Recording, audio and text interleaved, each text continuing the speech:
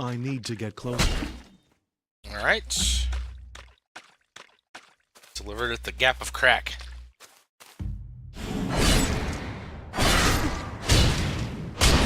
How close is that to the Moonlight pumping station? Ask. Really? Accessory, huh?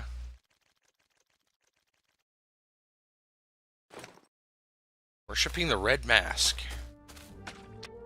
Shenanigans, back again, and welcome to MMOMG. I finished my month in Asta, and I'll be getting to my summary later in this episode. First, my personal progress, followed by a few more topics I didn't get to yet. So after 4 weeks and a grand total of 98 hours, I made it to level 43 and somewhere around 28 fame. That's a lot more time than I really expected to rack up, but two important factors made that number so high.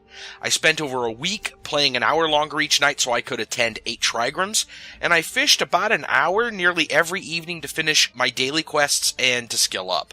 I really wanted to learn more about crafting professions, but they're so grindy I would have spent probably an additional 30 hours just trying to keep current. The earliest recipes are fairly standard, but material requirements snowball out of control fast. Making some of the better armors in a crafting tier goes something like this. Smelt about 3 dozen ingots. Infuse 2 dozen of them with an uncommon material drop that's used by all professions. Use 8 infused ingots to make plates. Use 6 more to make rings. Use another 6 to make hinges, then realize you're short 2 infused ingots to actually finish the armor, but your inventory is full of crafting materials. Make room in your inventory, finish the infused ingots, then recheck the recipe. Notice you missed the most important part, an artifact dropped by a local boss which you do not have. Put all the materials in the bank, and forget crafting even existed. I'm not joking. That's pretty much how it went by the end of the first week. Let's just say I had a much better time participating in the early levels of Battlegrounds just getting kited to oblivion as a warrior. Speaking of which, I returned to Battlegrounds on the last few days to see what things were like in the 40 bracket. I fared a lot better than before, primarily due to increased bonuses from talents and a lot of stun abilities.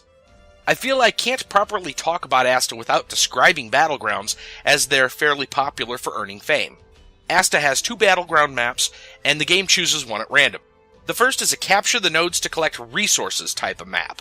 It's similar to the Echo of Soul battlefield with 5 nodes equally scattered around a circle, but the boss is moved to the center of the map instead, and there's a lot more pathways overall. Killing the boss provides a huge bonus, and smart teams know to keep an eye out for when it spawns. The other map is more like a sport with full contact PvP allowed. It's an arena with multi-level ramps and a ball in the center. The object of the game is to grab the ball and move it to one of the opposing team's goals located in their corners. The first team to make 3 goals wins. What makes the map feel like a sport rather than an alternate capture the flag type of match is you can actually throw the ball. This subtle difference allows for a variety of plays as you can pass the ball to another player if you're willing to risk it being intercepted. For a game that prides itself on its similarity to WoW, I'm impressed to see a map with an interesting and fairly unique take on the run the flag scenario. Unfortunately, I can't say the same for its PvE instances. Even the largest dungeons are tiny compared to other titles, and most are nothing more than just the boss room itself. Every boss fight was the same too, tank and spank while avoiding the same 3 AoE shapes. Even if different boss mechanics show up in raids or something, that's too little too late in my opinion. On a positive note, Move Games recently announced a slew of events and are notifying players of important patch changes a week in advance. This is a huge step up from what we've seen before, and I'm hoping this is a trend that continues. I have 2 very important questions to think over if you're considering Asta, though. Should achievements be mandatory? And what is your definition of pay to win?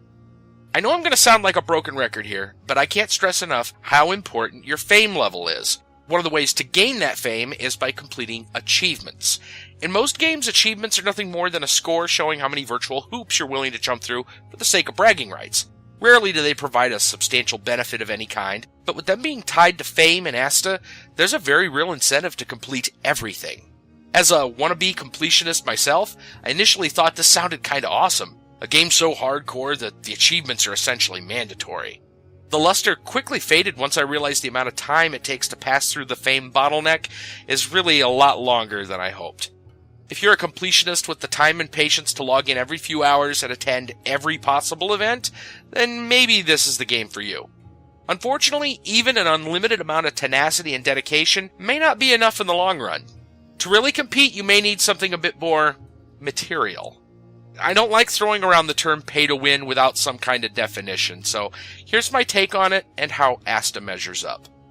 I feel that a true pay to win scenario is one where spending money is required to progress past a certain point. If there are any reasonable alternate routes to obtaining this progress, then the game technically isn't pay to win.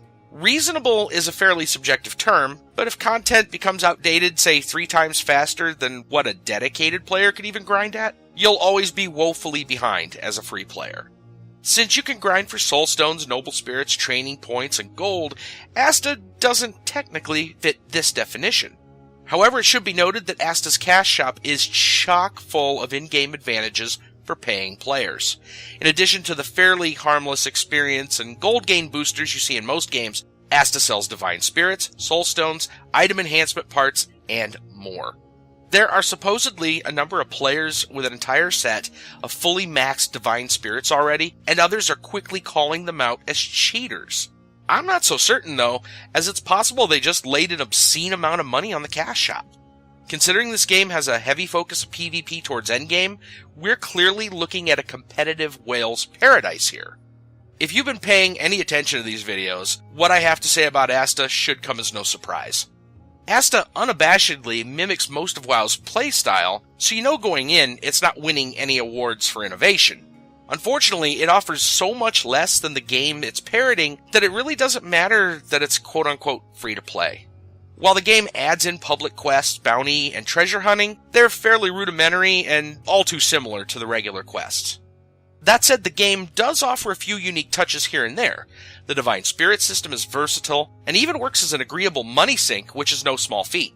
The sports-themed battleground initially felt a little out of place, but it ended up being enjoyable, interesting, and different in a good way. Unfortunately, that's not nearly enough to make up for the game's faults, which are plenty. The game's poor localization ruins any hope that you'll understand what's going on or why you should care from a lore perspective. Other than the Divine Spirit system, all the other forms of character progression in this game range from mediocre to truly terrible. To top it all off, like the cherry on a sundae, power can be purchased in the cash shop. After a month in Asta, my overall impression is mostly disappointment. Essentially, take vanilla WoW and scrap roughly half of it, removing most of the charm in the process. Make leveling easy, but at the same time require jumping through hoops to grind fame. Wait to introduce open world PvP until way late in the game, frustrating gankers and Care Bears alike. Remove the subscription model and make up for it by selling in-game advantages via the cash shop.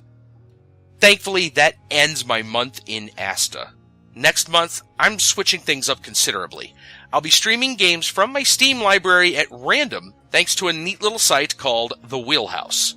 MMOMG will return in July, and I may stick with this month-on, month-off format if things go well. Join me live Sundays through Wednesdays, starting 8 p.m. Eastern Time on the streaming site of your choice. I'm multicasting on Twitch, Mixer, Smashcast, and right here on YouTube Gaming now. Just look for Shenanigans 1930. Make sure to like this video if you enjoyed it. Follow me on Twitter for updates on everything I post. Thanks again so much for watching, and as always, take care, guys.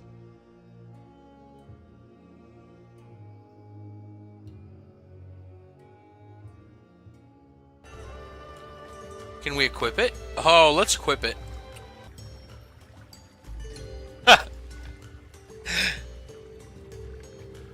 Our fangs stick through the mask.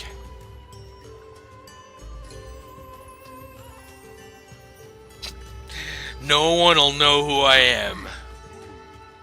It's perfect crime. Those so remind me of the freaking Defias masks. This is our town, scrub. Yeah, beat it.